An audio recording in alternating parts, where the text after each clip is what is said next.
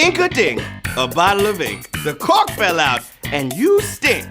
If you're not here for Seinfeld Trivia Night, whoa, babies, come on. Yeah, Seinfeld Trivia Night. Let's get it. I'm your host with the most, holding it down from coast to coast, smooth as the butter that you put on your toast. The one, the only, money-flipping Matt Richards, a.k.a. Matt Was Funny. Yeah, if this is your first time joining us, babies, here's how it works. Normally, I give you 12 questions. Tonight, I'm giving you 15 questions. They're gonna start out easy, but they get harder than figuring out what to do with a bunch of muffin stumps. After you take the delicious tops off, because you know you got to take the muffin and pop the top. In the words of Elaine. That's right. So, you got 10 seconds to tap the correct answer. You get all of them right, you and whoever's left is taking home a piece of that prize. That's right, tonight we got $5,000 up for the taking. How much of that money will you be making, Jerry? Y'all got extra lives? I hope you do, because they help you stay in the game. But you can only use one per game and not on the final round. Okay? You get them by inviting your friends to play with your code, or by playing 5 days in a row. Or what you could do is you could take Kramer's Laundry that you switched up and get the $1,500 out of there, and then you go and you buy some lives. Okay? Have you tried using our Eraser Power Up? It's new. Just tap that blue eraser button down there on the right during the 10 seconds you have to pick the right answer. It'll erase one of the 2 wrong answers, leaving you with a possible 2 choices instead of 3. You can earn them for free by playing nearby 2 other H quizzes. Just like extra lives, though, you can only use 1 per game and not on the final round. Sunday, we're doing something special. Kicking off Hanukkah right with the 8. I will not stop asking questions until 8 or fewer players are left. Yeah, they're going to be splitting our big $25,000 prize. That's at least $3,125 per person. Shout-outs before we start the game, y'all. Barbara Grippi. I see you, girl. Tanya Peterson and her big salad. Yeah. Happy birthday, Karen Holt, Tristan Charles, and your 2 first names. Who else? Kelsey and Ryan. Right, I wrote it over here off to the side. Mimi. Happy 12th birthday, gangster. Charles Iverson. Word. Charles Iverson. Man, they started balling when he was young. Yeah, you was playing HQ at the dentist. Lastly, we got Chad Cognac in St. Louis. My brother. I see you out there, dog. For sure. Elliot, happy early birthday. Your girlfriend Brianna thinks that you are definitely sponge-worthy.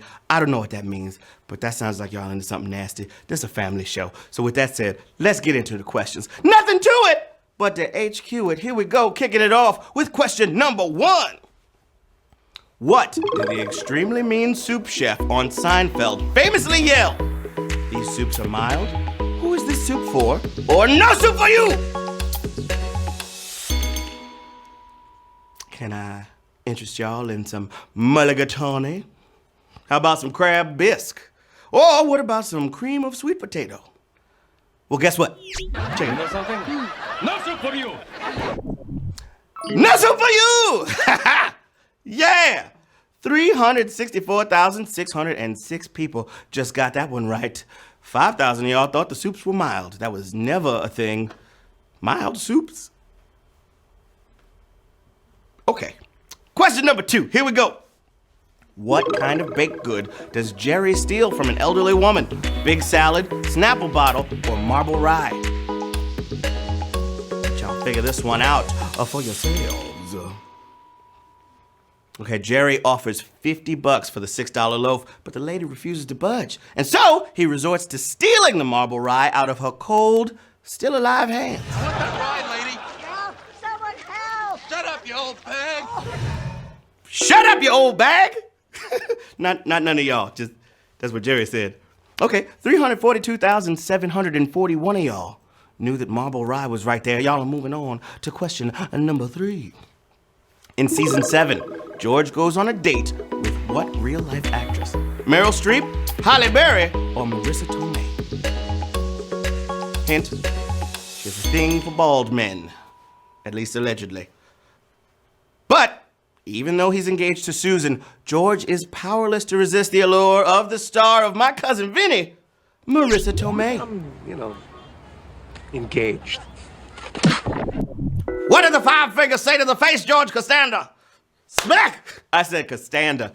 Whoo, Costanza. Come on, George. Marissa Tomei was the right answer there. 294,190 got that one right. You're moving on to question number 4. It's never been George Costanza. It was a slip of the tongue. Won't happen again. Yes, it will. Who am I kidding? Question 4. Which of these characters does not appear in every Seinfeld episode? Kramer, Elaine, or both? Who's it gonna be? Michael Richards has said he got worried when Kramer wasn't in the script in season 2's Chinese restaurant episode or season 3's The Pen episode. But he came back for all the rest. And in the pilot episode, you'll see no trace of Elaine. Both y'all, yeah, 163,651. Got that one right, and y'all are moving on to question number 5. Question 5, question 5. Woo! What type of Pez dispenser does Jerry put on Elaine's purse? Daffy Duck, Superman, or Tweety Bird? Come on, Seinfeld nerds. Y'all know what it is. I mean, there's no way to behave during a classical music concert, but you have to admit, putting a Tweety Bird on a purse is pretty funny. Come on, Jerry. Okay. Yeah, Tweety Bird, babies. 110,770 of you are moving on. Tweeting right along. Tweet, tweet, tweet, tweet, tweet. To question number 6. Here we go. What is Cosmo Kramer's middle name? Larry, Kessler, or never stated? Come on, Jeff. Every time I try to do a Kramer voice, it sounds like Newman, and I hate that I can't do it. It's probably because, never mind, we'll talk about it later. Okay, though he's referred to as Kessler, that slip-up is actually retconned in a later episode as a misprint. However, we never find out Cosmo Kramer's middle name. Never stated. 87,233 of y'all. A lot of extra lives getting used because y'all was confused for a second. That's okay. You got an extra life. It's keeping you in the game. You stand strong. Yeah. Question number 7. Here we go. What does David Putty think the afterlife is going to be like for Elaine? Hot as heck, rough, or a piece of cake? It's never easy to be in a relationship where only one person is religious. And Putty makes it clear that Elaine is definitely going to hell. Elaine naturally worries about the heat. My God, the heat! Putty's response? Check it out. What do you think about all that? It's gonna be rough. It's gonna be rough. Rough, y'all. That is a savage question. Woo! Savage question song. Sorry you got it wrong. Savage question song. That's a savage Seinfeld song. Savage Seinfeld. Savage Seinfeld.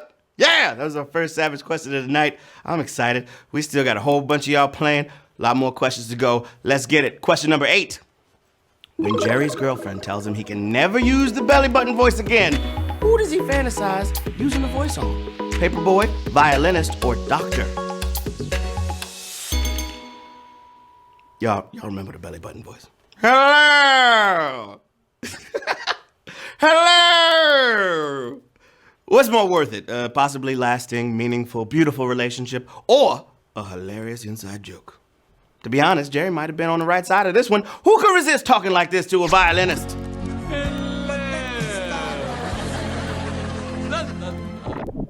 Hello!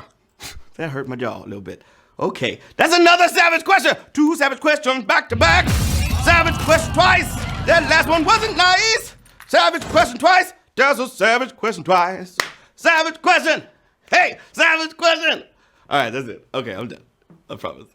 9,429 of y'all knew that Jerry was thinking about doing the belly button voice to the violinist. Yeah. Time for question 9. Let's go right on time. George thinks it may have been the kinship of all living things that helped him do what? Pose shirtless, save a whale, or win the contest. George has so many failures, but also some high points. And few points were higher than when he recounted exactly when he saved a whale. I don't know if it was divine intervention or the kinship of all living things, but I tell you, Jerry, at that moment,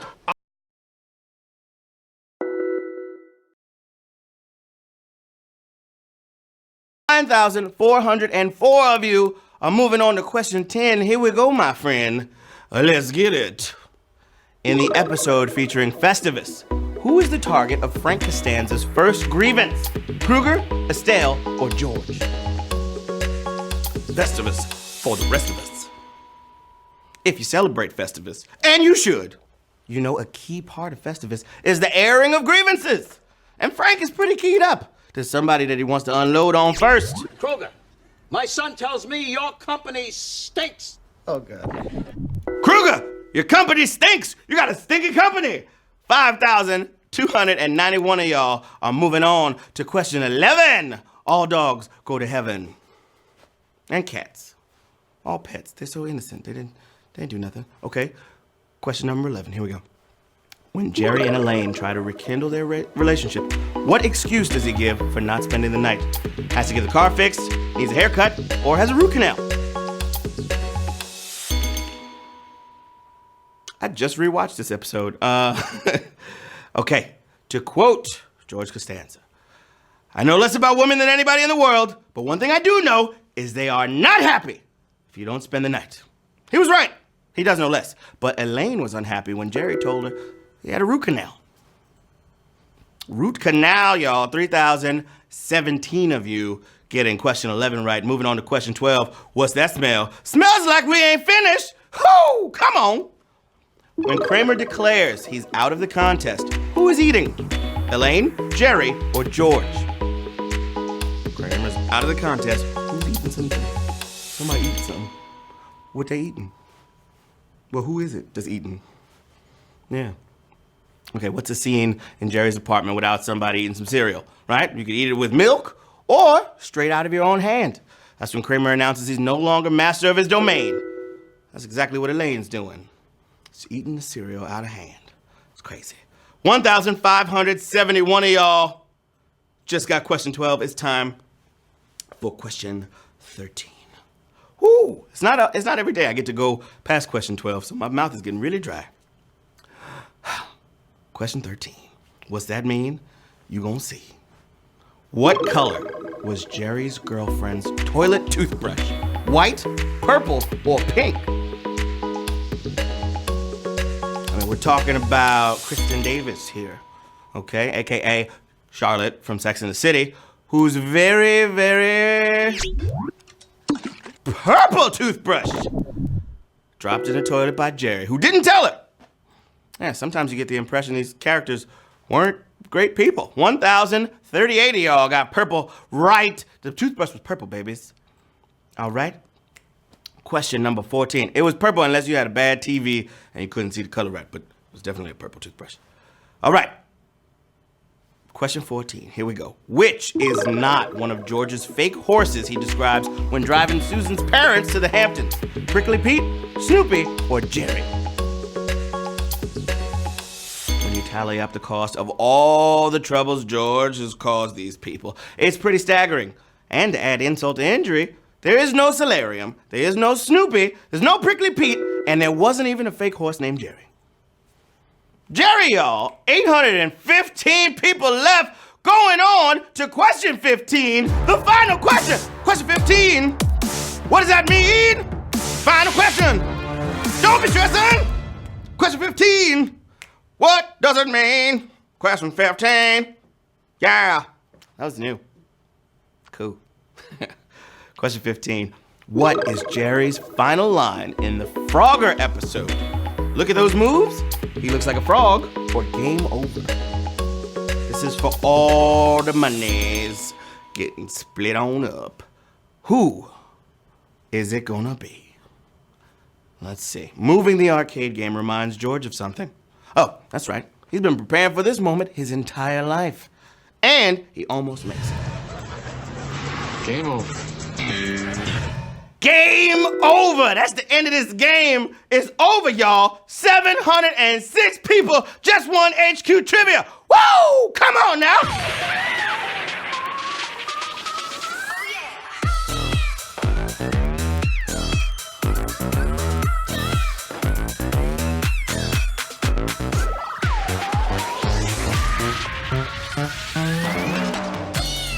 Oh, yeah. 706 winners. Woo! All right, we got 706 winners, y'all. Dig 100. Congratulations. Devin Whiskers. Tobe ZZ. Congratulations to you. Ost. You got some money. Matt Doolittle. Hey, that's a cute little Frenchie. Cable, listen.